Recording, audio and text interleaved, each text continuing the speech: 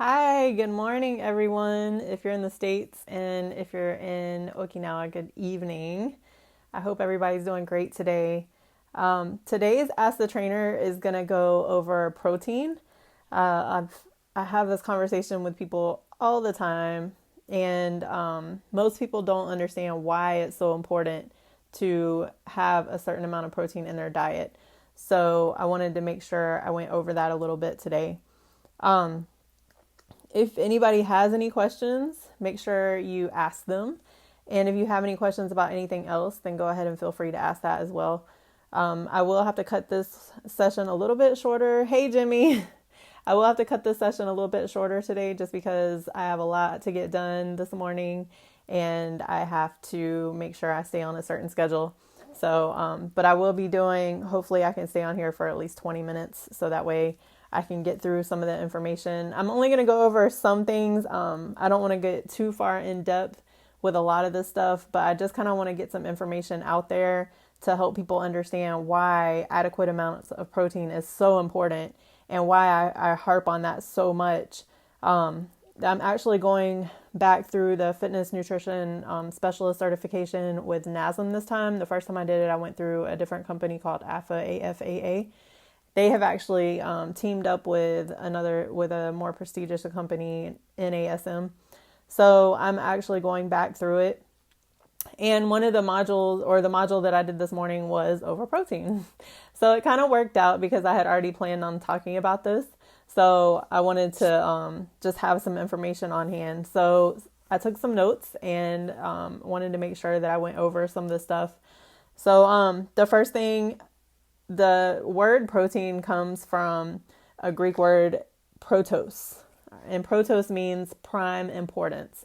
So that already tells you that protein is pretty important, right? They used that word to name it. So protein is actually the most important macronutrient that you can intake. It regulates so many functions in the body, and it helps with digestion. It can be an enzyme, it can be a hormone, it can be a chemical, a chemical in the body. There's transport proteins that actually transport fat molecules and fat, like vitamin A, many of the fat soluble vitamins. It actually transports them across the cell membranes. So if you don't have enough protein in your diet, not only is it going to trigger effects in your brain function, but it's also going to trigger effects in your immune system, and you'll learn why. And also many other processes in your body. And also, when you ingest protein, your body's burning more calories to break it down because of the way that protein is made up. It's a ton of amino acids put together in kind of a helix. So your body, it's twisting and turning. So your body actually has to come in and bring in more enzymes to cut it apart and use it the way it needs to. So that's going to burn more calories. So protein is very, very important. It's a vital nutrient that everybody needs to be aware of. Okay. And it doesn't matter vegan, vegetarian, it doesn't matter what you prefer to put in your body. You still need to have an adequate amount of protein no matter where you get that from. Okay. So just keep that in mind. All right. So as I said, your body is constantly assembling, breaking down, and using proteins. And so you depend on your diet to provide enough protein each day to replace what you use. So your body's not only using, the reason you have to bring in so much is because your body is using it constantly. So you need to make sure that you keep bringing that in. All right. Protein helps maintain fluid balance by pumping molecules across the cell membranes and attracting water. Okay. So that's something I kind of mentioned already. It's going to help with, getting certain cells across the cell membrane. The cell membrane is actually, it's made up of, certain things. So you have to make sure you have something that can penetrate that to where the nutrients can actually get inside the cell. And it also attracts water. Proteins maintain the acid-base balance of bodily fluids by taking up or giving off hydrogen ions as needed. So your body has to maintain a certain pH. If anybody doesn't know what pH is, and you haven't taken chemistry before, it's basically the way that the body has to be regulated. So if it's too acidic, then it has to bring in something to help, control that. And if it's too basic, then same thing. It has to bring in something to control that, because your body has to sustain a certain pH level, or else it'll go into certain things, other dysfunctions. All right. So I'm going to look at all the questions as soon as I get done. Let me get through this real quick, okay? Because I see Devin has one, so I'm going to come back to that. Proteins, like I said earlier, proteins transport many key substances such as oxygen, vitamins, like I said, vitamin A and all the other fat-soluble vitamins, ADEX. So vitamin A, vitamin D, vitamin E, and vitamin K are your fat-soluble vitamins. So if you don't have proteins to transport those across the cell membrane, then your body, you might end up with things like vitamin A deficiency, vitamin D deficiency, things like that. All right. And it also helps transport the minerals to target cells throughout the body. All right. So, also, like I said earlier, hormones are often made up of protein. Some of your hormones are proteins. So this includes insulin. So most people don't know that insulin is actually a protein. All right. It's a protein hormone that plays a key role in regulating the amount of glucose in the blood. All right. So sometimes when people have issues with insulin regulation, it's actually because they're not getting enough protein in their body, which is something that a lot of the doctors don't recognize. But it's something that as nutrition specialists, and especially if you go to see a dietitian or a nutritionist or something like that, then they will usually, bring something like that up. So that way you understand. A lot of the issues that people end up facing actually have a lot to do with the nutrition intake. So it's good to look at that as the foundation before you just start taking meds. Another hormone, well, actually two more hormones. You have thyroid stimulating hormone, and then also leptin. Leptin is actually one of the key players in burning more calories and actually helping with body fat loss. All right. So this is something I actually studied a long time ago, leptin. And leptin, women actually have 3 times more, but because our bodies are made for childbearing, our bodies hold on to it more. So it's harder for the leptin to actually penetrate where it needs to and actually do what it's supposed to do, which is burn body fat. So men only have, some leptin, but because they're not childbearing, their body uses it all. So we are women and we have to fight a little bit harder. But that's another reason why you need to make sure you're taking in enough protein, because that way you get the adequate leptin that you need, and then you're burning off the body fat that you need. You're burning more calories throughout the day. Another one is thyroxine. So thyroxine is a modified form of the amino acid tyrosine. Tyrosine, if you remember in the amino acid video, is one of your essential amino acids, your 9 essential amino acids. If you're not sure how that works, then you can go back and look at that video and learn a little bit more about amino acids, since that's actually, amino acids is what makes up protein in the first place. Tyrosine actually increases the body's metabolic rate. All right, so hopefully anyone who is struggling with fat loss or anything like that, especially women, hopefully you're starting to kind of see, and like I said, I'm keeping this very, very basic and kind of short, but hopefully you're kind of starting to see why protein is so important in the body and why I have people eat a certain amount of protein whenever I give them their nutrition breakdown. Like I said earlier, proteins play an important role in the immune system. So when you have people that are often sick and not able to fight off certain viruses and bacterial infections, some of it has to do with the way they're eating. So it's always good, again, to go back and kind of look at your diet and your nutrition intake. And that's why I have people track their foods as well, because otherwise, do they really know what they're eating?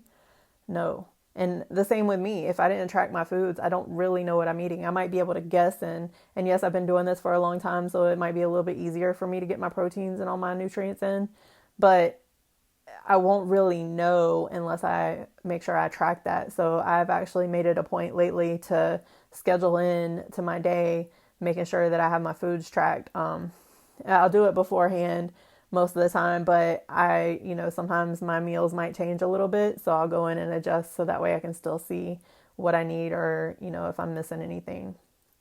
But if you don't track your foods, then it's really going to be hard to figure out how much you're eating and if you're meeting your needs. It's very important to know. All right, so your antibodies are your blood proteins, and most of your antibodies, or actually all your antibodies, are made up of proteins, right? So I just said that, blood proteins. All right, and your antibodies are what fight off the infections. All right, when your diet doesn't contain enough protein, your body can't make as many antibodies as it needs, and your immune response weakens, which is what I was saying. That's why a lot of people who get sick, that's why they're getting sick. They're not eating enough protein.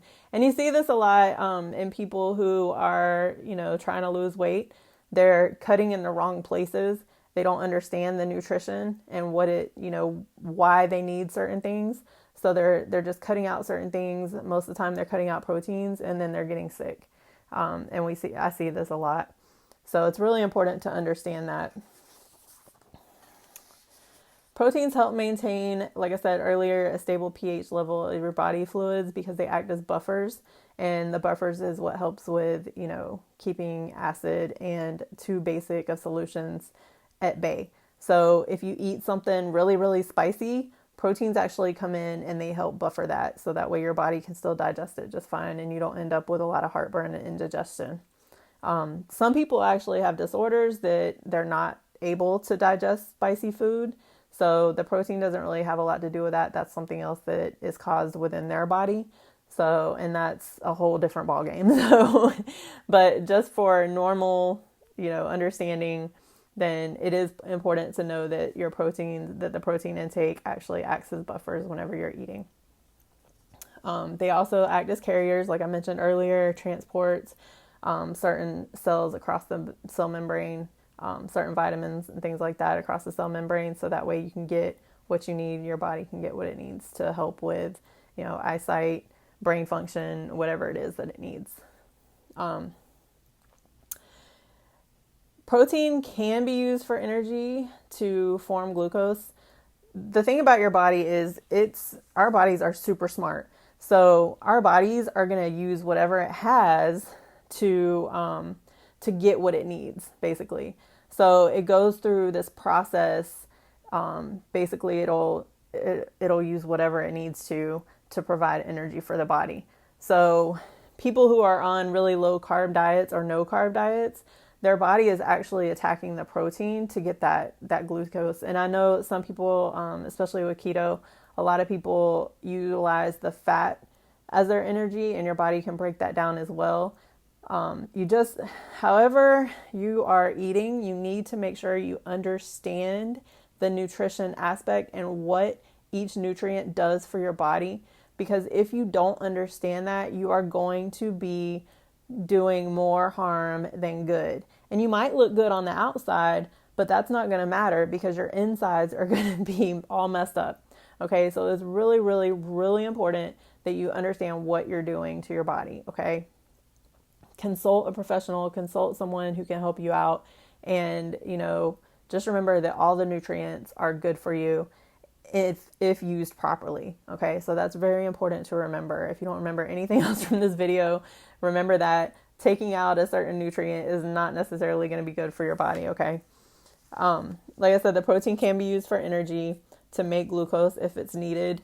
Carbs actually spare your protein. So when people are on no carb or low carb diets, it's really going to be more harmful than good. The carbs actually spare the amino acids from being used as an energy source. And, the body will sacrifice its own protein from enzymes, muscle, which there you go with muscle loss, and other tissues to make energy and glucose that the brain, lungs, and heart needs. Okay. Your body needs to regulate a certain way no matter what you bring in. Okay. So people who are like malnourished, or anything like that, their body, most of the time they're going to be really thin because their body is having to take whatever it has in the muscle, like those proteins in the muscle, and use that as energy to disperse wherever it needs to disperse it. Okay. So that's my little spiel on protein and why it's so important. And let's see. Devin says, how do you know if you're overtraining? Well, there's a lot of things actually. If you're starting to get inflammation in areas that you may not have had inflammation in before, then that's one way of knowing that you're overtraining. Usually you'll feel it. I know I've been there before, and I would just feel super tired all the time. So that was a pretty good indication that I was overtraining. When I was sustaining more injuries, and I ended up with elbow tendonitis at one point. I have a tear in my rear delt, and at one point, and I think it was like 2016, when I was getting ready for a couple of shows, I was overtraining, but I didn't realize it. So now I make sure that I keep a really good steady balance. I listen to my body a lot more, and I don't force anything that's not there for that day.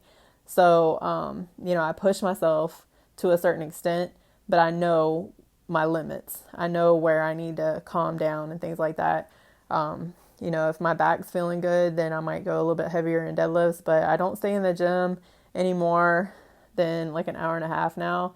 I used to be in there like 3 hours, and that was really just not doing any good. Your body, really, if you can get a good workout in an hour to an hour and a half, anything beyond that, like I know there's a girl here that I met in the gym here, and she's going to the gym like 3 hours a day, and she's competing. She's trying to get her pro card. And I think in bodybuilding, we have to be careful, because especially as we get older, we have to remember that our bodies are machines, but we have to also make sure that we're focusing on other areas in our lives. So we have to make sure that we're fueling our bodies properly. So, hopefully when she's in the gym, and I don't know her regimen or anything like that, she looks amazing, but I don't know what's going on the inside. The fact that she's able to sustain that right now is a great thing. I just really hope that it doesn't affect her later, which is what happened with me. I was able to do all that before, but now it's affecting me later. So I actually went back to square one in my training and kind of looked at the drawing board, and I was like, okay, well, I know that these are areas that I need to be careful with. It's not really going to help me to be in the gym for 2 and 3 hours, because one, my body's going to start using protein for energy, right? If I don't have anything with me to eat or something like that. And then two, I'm going to end up overusing the muscles and the tendons and the ligaments and things like that. And I'm going to end up with inflammation in areas that I may not have had it before. So that's one indication. You're going to know if you're doing too much, and that's when you kind of need to digress and just kind of go back to the drawing board and say, okay, well, this is what I want to be able to do, and just have a good game plan of how you want to get there. So hopefully that helps you with that question, Devin. Trying to see if I don't see any other questions on here. Does anybody else have any other questions? I see Jan just came on. Hey, Jan. And then David, Haley. Hey, Haley. Trying to see who else is on here. Hey, you guys. All right. So hopefully I've answered some questions about, because a lot of people are like, well, why do I have to eat so much protein? And you really don't. Science recommends about 0.8 to 1 gram per pound of body weight. So basically, if you weigh 150 pounds and you ingest, 130 grams of protein, that's pretty adequate. So just keep that in mind when you're trying to figure out how much you need to be eating on a daily basis. But just remember how important it is. And, it does also contribute to developing lean muscle and burning body fat. So for people who are trying to lose weight, ingesting protein, adequate levels of protein is actually going to be really beneficial for you. Now, when people are trying to build a ton of muscle, then they might actually, ingest more protein. But really anything over about 1.6 gram per pound is going to be a little bit too much. So you always want to remember that moderation is key in anything. All right. And you need to know how much of everything that you should be ingesting. So hopefully, like I said, hopefully that helps everybody out. For anyone who is just now joining, I hope that you go back and look at the video so you can learn a little bit more about protein and why it's so important for your body.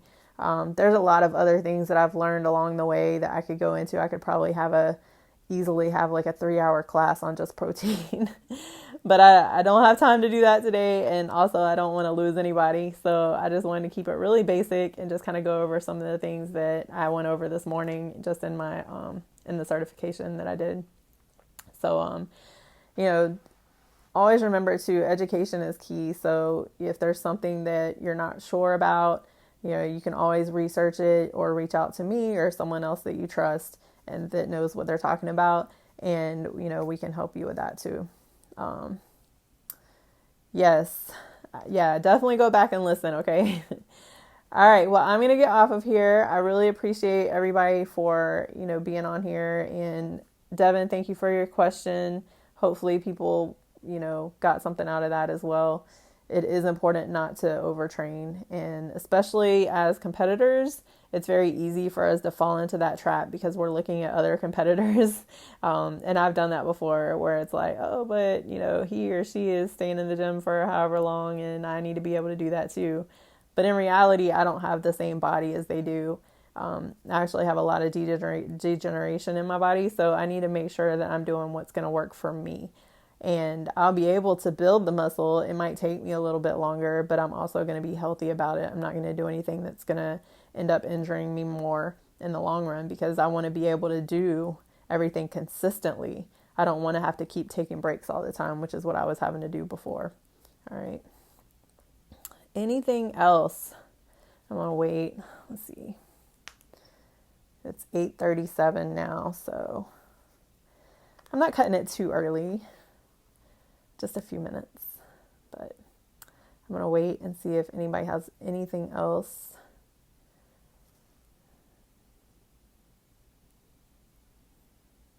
I really do appreciate you guys for being on here and for being a part of the group and, supporting me and pushing me to be better.